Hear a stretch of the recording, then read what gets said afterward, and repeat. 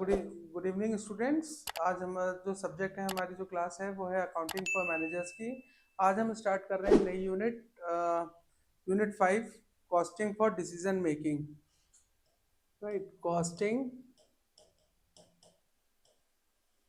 For decision making. Costing for decision making.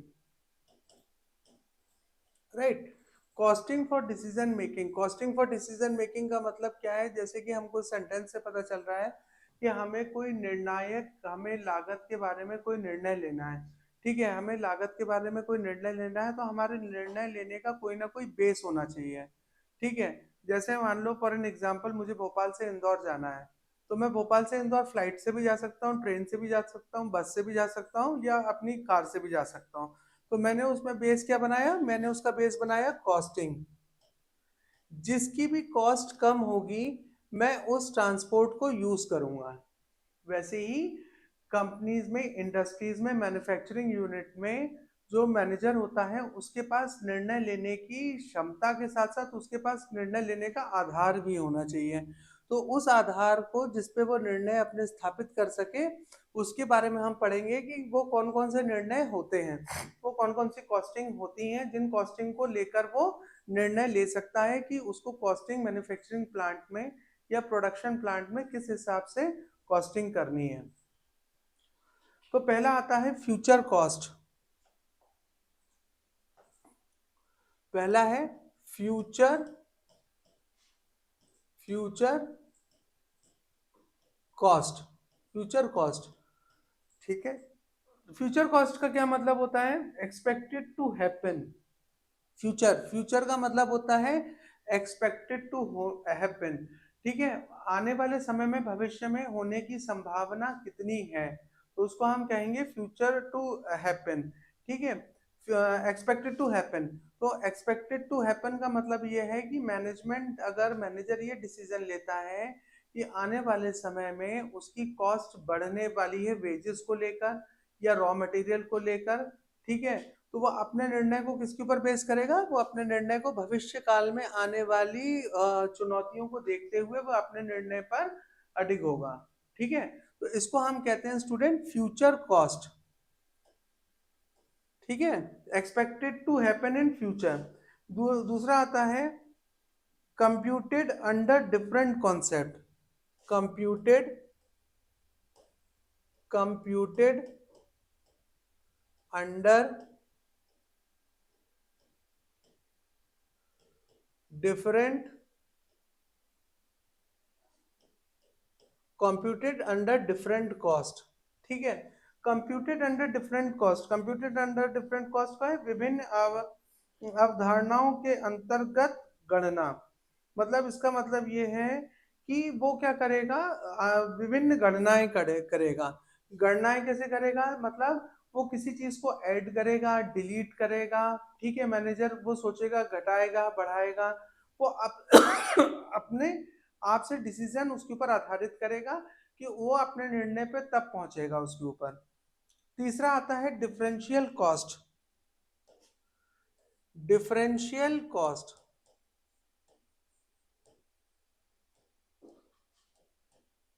Differential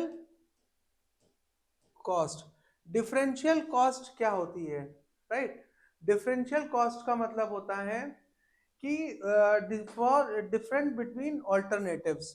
ठीक है, alternatives का मतलब ये होता है कि उसके पास दो तीन चार ऑल्टरनेटिव्स हैं। वो उन ऑल्टरनेटिव्स में से जो बेस्ट विकल्प होगा, ऑल्टरनेट होगा, उसके आधार पर ही वो अपने निर्णय को लेगा। ठीक है, डिफरेंट ऑल्टरनेटिव्स, यहाँ पर उसके पास बहुतायत में ऑल्टरनेटिव्स होते हैं। ठीक है, जैसे फॉर एन एग्जांपल हम ये लें, अगर उसने बोला कि मैं अपनी शिफ्ट वाइज अपने वर्कर्स को शिफ्ट कर सकता हूं, तो हम इसमें क्या बोलेंगे कि उसके पास ऑल्टरनेटिव है। तो ऑल्टरनेटिव होता है तो वो उसको हम कहते हैं डिफरेंशियल कॉस्ट। चौथा आता है स्पेशल पर्पस। स्पेशल पर्पस चौथा है special purpose. Special purpose student क्या है? In this situation for which they were constructed. ठीक है। Special purpose cost, decision making cost are special purpose cost. Special purpose cost का मतलब क्या है? जैसे मान लो किसी प्रोडक्शन यूनिट को या किसी मैन्युफैक्चरिंग यूनिट को अगर कोई स्पेशल ऑर्डर मिला है, ठीक है, तो वो स्पेशल ऑर्डर को फुलफिल करने के लिए स्पेशल पर्पस के लिए कभी कॉस्टिंग का ध्यान नहीं भी रखेगा और ज्यादा लेबर को लगा देगा, ज्यादा उनको वेजेस लेबर लगाएगा तो उसको क्या करेगा, उसको ज्यादा वेजेस को पे करना पड़ेगा। तो ये होती है स्पेशल पर्पस। ठीक है। अब हम एक छोटा सा रिवीजन कर लेते हैं इन चारों कॉस्ट का। पहला है फ्यूचर कॉस्ट। फ्यूचर कॉस्ट का मतलब क्या होता है स्टूडेंट? फ्यूचर कॉस्ट का मतलब होता है कि आने वाले भविष्य में, expected to be happen in future, आने वाले भविष्य में क्या चेंजेस हो सकते हैं। ठीक है। तो उन चेंज फ्यूचर को देखते हुए यहाँ पर वो क्या करेगा, डिसीजन लेगा। जैसे मैंने एग्जांपल लिया था, वेजेस या तनख्वाह, जो लेबर है वो वेजेस ज्यादा मांग सकता है, महंगाई बढ़ रही है, तो वो अभी उसके हिसाब से डिसीजन लेगा, अभी प्रोडक्शन को वो फास्ट कर लेगा, है ना। Computed under different cost. Different cost का मतलब ये होता है कि वो अपने हिसाब से डिसीजन लेगा, वो फ्यूचर को नहीं देखेगा, अभी वर्तमान में देखेगा। वर्तमान में वो क्या देखेगा कि अभी उसकी कॉस्ट कितनी बढ़ रही है, ठीक है, घट रही है, या उसमें एडिशन डिलीशन करके उसका क्या निर्णय सामने आ रहा है। Differential cost. डिफरेंशियल कॉस्ट का मैंने आपको बताया था, डिफरेंशियल कॉस्ट में जो सबसे सूटेबल ऑल्टरनेट होगा उस सूटेबल ऑल्टरनेट के तहत वो अपना डिसीजन लेगा। ठीक है। Special purpose. स्पेशल पर्पस का एग्जांपल है, अगर उसको कोई अच्छा ऑर्डर मार्केट में मिला है तो वो क्या करेगा, किसी भी चीज की परवाह ना करते हुए उस ऑर्डर को पूरा करने की कोशिश करेगा। जब वो पूरा करने का कोशिश करेगा तो वो कॉस्ट को भूल जाएगा, मतलब वो स्पेशल पर्पस जो उसका है उसको फुलफिल करने की कोशिश करेगा। फिर आता है various decision making cost. Various decision making cost. Various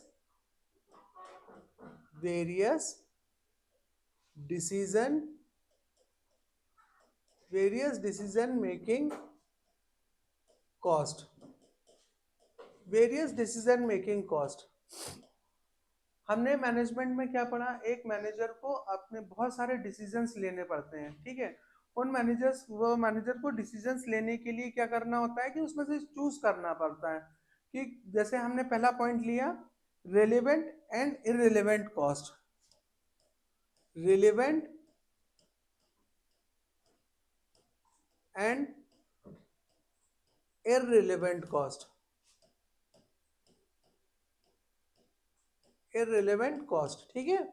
irrelevant and irrelevant cost. Irrelevant and irrelevant cost का मतलब क्या होता है कि कोई कॉस्ट ऐसा होती है कि जैसे मैं उसको बोलूं कि कॉस्ट को इनकर करना, रेलिवेंट मतलब जो कि प्रैक्टिकल है, इररिलेवेंट का मतलब होता है जो कि प्रैक्टिकल नहीं है। ठीक है। तो मैनेजर के सामने डिसीजन आता है कि वो खुद चुने कि कौन सी विषय वस्तु उसके लिए महत्वपूर्ण है और कौन सी विषय वस्तु उसके लिए महत्वपूर्ण नहीं है। सो अगेन, मैं सिर्फ परचेजेस इसलिए कर लूं कि आने वाले समय में कॉस्ट बढ़ने वाली है, ठीक है, तो ये रेलिवेंट भी हो सकता है और ये इररिलेवेंट भी हो सकता है। कैसे हो सकता है? महत्वपूर्ण भी हो सकता है और महत्वपूर्ण नहीं भी हो सकता है। फॉर एन एग्जाम्पल, अगर मैंने फ्यूचर को देखते हुए कि फ्यूचर में रॉ मटेरियल की कॉस्ट बढ़ने वाली है, मैंने ज्यादा रॉ मटेरियल परचेज कर लिया, सो अगेन क्या होगा, मेरी जो कैपिटल है वो ब्लॉक हो जाएगी। अब कैपिटल ब्लॉक होने से क्या होगा, वर्किंग कैपिटल ब्लॉक होगी, तो आने वाले समय में जब बड़ा खर्चा आएगा तो मेरे पास वर्किंग कैपिटल नहीं होगी। सो रेलिवेंट एंड इरेलीवेंट के बीच में अंतर करना बहुत जरूरी है। Imputed cost. Imputed imputed cost, ठीक है। Imputed cost. इम्प्यूटेड कॉस्ट क्या है? Cost, the cost on value subscribe to a resource और use to serve which does not entail a cash outlay, ठीक है। कई बार इसका मतलब ये है कि मैंने कोई कॉस्ट को बियर कर लिया, ठीक है, पर ये जरूरी नहीं है कि कॉस्ट को बियर करने के बाद उसका कैश फ्लो तुरंत आने लगे, है ना। कुछ देर बाद भी उसका कैश फ्लो आ सकता है। मतलब जैसे मैंने हाईटेक मशीन परचेज की, एग्जाम्पल उदाहरण के तौर पर मैंने हाईटेक मशीन परचेज की। अब हाईटेक मशीन परचेज करने में मेरी कॉस्ट क्या हुई, कॉस्ट मेरी बढ़ गई। अब जब मेरी कॉस्ट बढ़ गई, पर उससे कैश फ्लो तुरंत नहीं आएगा, प्रोडक्शन यूनिट में कई दिनों के बाद, कई महीनों के बाद उसका रिजल्ट मेरे सामने आएगा, ठीक है। तो इसका मतलब इम्प्यूटेड कॉस्ट होता है। दूसरा मैं इसमें एग्जांपल ले सकता हूँ, बहुत अच्छा एग्जांपल है आप लोग के समझने के लिए, ट्रेनिंग। ट्रेनिंग उसने अपने वर्कर्स को, फैक्ट्री के वर्कर्स को ट्रेनिंग दी, तो ट्रेनिंग का रिजल्ट क्या होता है, after certain period of time, कई दिनों के बाद उसका रिजल्ट हमारे सामने आता है, ठीक है। तो इम्प्यूटेड कॉस्ट का मतलब यही है। Opportunity cost, opportunity, opportunity cost, जो कॉस्ट अवसर पर आधारित होती है उसको मैं क्या बोलता हूं, अपॉर्चुनिटी कॉस्ट। अपॉर्चुनिटी कॉस्ट का मतलब ये है कि अगर मैंने लोन लेकर किसी फैक्ट्री को या किसी इंडस्ट्री को स्टार्ट किया, पर इंडस्ट्री को स्टार्ट करने पर मैंने काफी सारा बर्डन अपने दिमाग पर लिया और मैंने उस बिजनेस को चलाया। अगर मैं उतना पैसा या मेरे पास जो पूंजी थी उससे मैं एक या ना करते हुए बिजनेस में जॉब करता, ठीक है, या मैं उतना पैसा बैंक में जमा करता, तो मुझे एफडी से उसके ऊपर इंटरेस्ट मिल रहा होता। तो अवसर, sunk cost, sunk cost, student sunk cost का मतलब क्या होता है, संक कॉस्ट का मतलब ये होता है मैंने ऐसी जगह कॉस्टिंग लगाई जहां से मेरे पास कोई भी प्रॉफिट निकल कर नहीं आया, तो मेरा क्या हो गया, कॉस्ट क्या हो गई, वो लॉस में चली गई, है ना, वो कॉस्ट मेरी लॉस में चली गई। तो संक, संक का मतलब होता है डूबना, डूब गई, मैंने जो वैल्यू ऑफ मनी लगाया था, मैंने जो अपना टाइम लगाया था, मैंने जो अपने रिसोर्सेज लगाए थे, वो संक हो गई, ठीक है, वो डूब गई। Out of pocket cost, out of pocket, out of pocket cost, out of pocket cost, out of pocket cost जैसे कि वर्ड बता रहा है, आउट ऑफ पॉकेट मतलब मेरी पॉकेट अलाउ नहीं कर रही है, पर तब भी मैं उस कॉस्ट को बियर कर रहा हूँ अपने अनुमानों के आधार पर कि आने वाले समय में मुझे कोई बड़ा प्रॉफिट होगा, तो उसको मैं कहता हूँ out of pocket cost. Discriminate और अवॉइडेबल कॉस्ट, अवॉइडेबल कॉस्ट,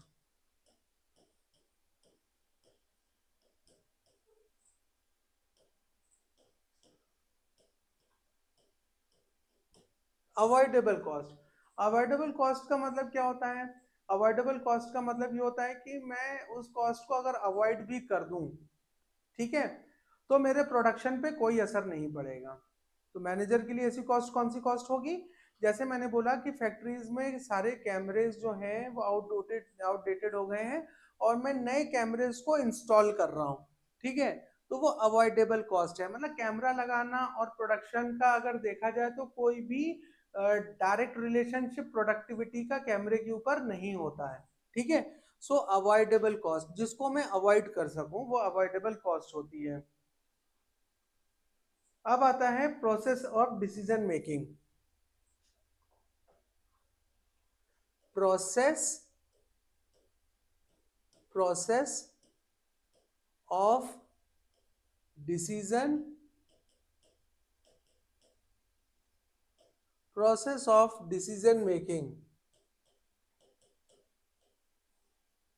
ठीक है।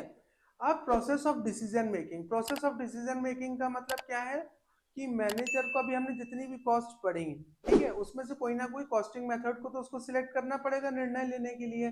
तो प्रोसेस कहाँ से स्टार्ट होती है डिसीजन मेकिंग की? पहली आती है recognition of problem, recognition recognition of problem, ठीक है। इंग्लिश में एक बहुत अच्छी कहावत है, when the problem is known half the problem is solved. आपको अगर समस्या का पता है कि आपकी समस्या क्या है, उसी समय समस्या आधी खत्म हो जाती है, ठीक है। Recognition of problem, recognition of problem का मतलब है कि मैं प्रोडक्शन मेरा बढ़ नहीं रहा है मेरी यूनिट का, ठीक है। उसका उसका कई रीजंस हो सकते हैं। उसके रीजन ये भी हो सकते हैं कि हमारे पास enough availability of raw material नहीं है, हमारे पास रॉ मटेरियल बहुतायत में नहीं है, या हमारी मशीनरी खराब पड़ी रहती है। तो हमको उसमें से प्रॉब्लम का रिकॉग्निशन करना है कि रियलिटी में जो प्रोडक्शन डाउन हो रहा है, जो उत्पादन जो हमारा गिर रहा है, गिरावट आ रही है, तो उसमें उसका मुख्य कारण क्या है। Recognition of problem, analysis of problem, analysis analysis of problem, analysis करना उसके बारे में, उसको एनालिसिस करना कि अब जैसे मैंने बोला कि हमारी मशीनें जो हैं वो बहुत जल्दी रिपेयरिंग के लिए जाती हैं। अब रिपेयरिंग के लिए क्यों जाती हैं, मैंने एनालिसिस किया कि हमने लास्ट मशीनरी कब परचेज की थी, है ना।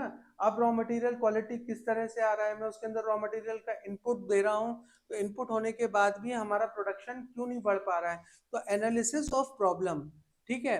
पहले तो हमने प्रॉब्लम को रिकॉग्निशन किया कि हमारा प्रोडक्शन डाउन हो रहा है, प्रोडक्शन डाउन क्यों हो रहा है, हमें पता चला कि मशीनरी जो है वो हमारी टेक्निकली अपडेटेड नहीं है रॉ मटेरियल के हिसाब से। तो एनालिसिस ऑफ प्रॉब्लम करना भी अति आवश्यक है। Identifying alternatives, identifying identifying problems,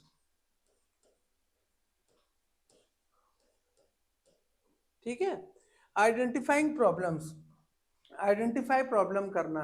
अब मैंने क्या बोला कि प्रॉब्लम जो है वो मशीन चलाने में है, इसलिए मशीन में टूट फूट होती है, ठीक है। तो मशीन में टूट फूट का क्या है कि मशीन में जो वर्कर है वो उस मशीन को सही ढंग से चला नहीं पा रहा है, इसलिए मशीन खराब होती है। मशीन जो है वो अपडेटेड है आज के हिसाब से, और उससे मैं प्रोडक्शन कैरी ऑन कर सकता हूँ। Evaluation of alternatives,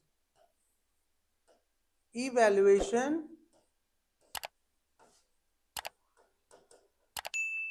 of alternatives,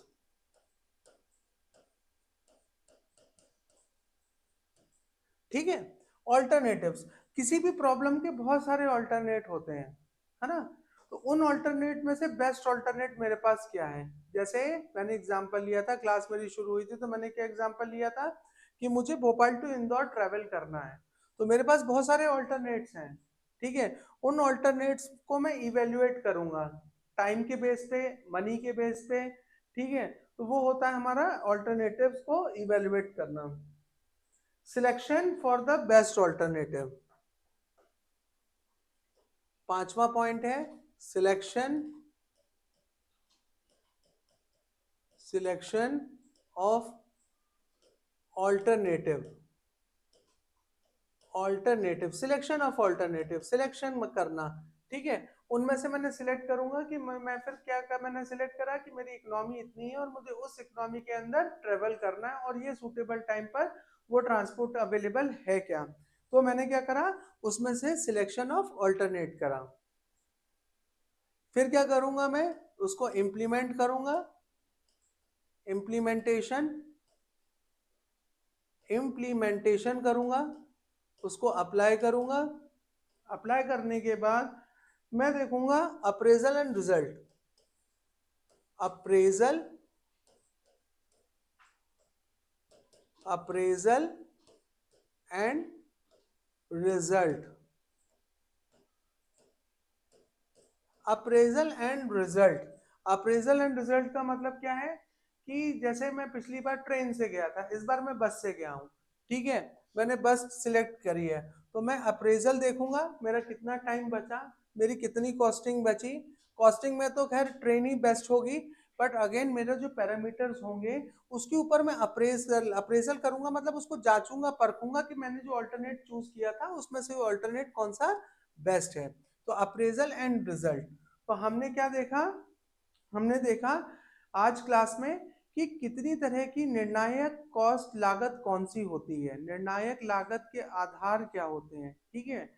तो मैनेजर के ऊपर जैसे ये आप जैसे हमने देखा डिफरेंशियल कॉस्टिंग होती है, ठीक है, कंप्यूटेड कॉस्टिंग होती है, स्पेशल पर्पस कॉस्टिंग होती है, फ्यूचर कॉस्टिंग होती है, क्योंकि मैनेजर को अल्टीमेटली प्रोडक्शन के ऊपर, उत्पादन के ऊपर कई ऑल्टरनेटिव्स, कई कॉस्ट के ऑल्टरनेटिव्स उसके सामने आते हैं, तो उन कॉस्ट के ऑल्टरनेटिव्स में से वो किसको बेस्ट चुनता है, ठीक है। तो डिसीजन, जब हम डिसीजन लेते हैं तो हम सबसे पहले क्या करेंगे कि प्रॉब्लम कहाँ पर है उसका हम एनालिसिस करेंगे। एनालिसिस करने के बाद हम क्या करेंगे, उसके अल्टरनेटिव्स को आइडेंटिफाई करेंगे, उसमें से इवेल्युएट करेंगे कि कौन सा इवेल्युएशन में कौन सा अल्टरनेट बढ़िया है। मैं सारी मशीनों को बदलने से अच्छा मैं सारे वर्कर्स को ट्रेनिंग दे दूं, ठीक है।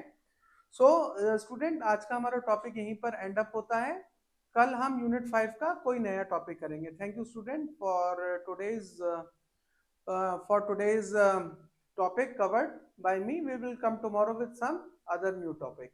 Okay.